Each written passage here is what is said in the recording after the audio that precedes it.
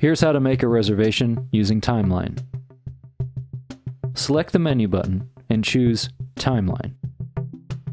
You can see the table numbers here and the table capacities here.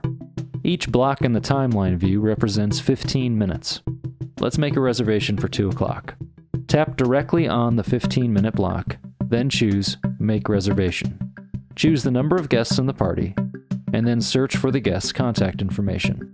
Or if this is their first visit, you can add them to your guest book. Tags and notes can be used to indicate guest dining preferences, whether they're requesting a quiet table, have a favorite wine, or are a friend of the owner. You can make every guest feel like a regular with tags and notes. It's important to remember guest book notes are saved on the diner's contact card for future reservations, while visit notes are saved on a per reservation basis. To complete the reservation, choose Make Reservation.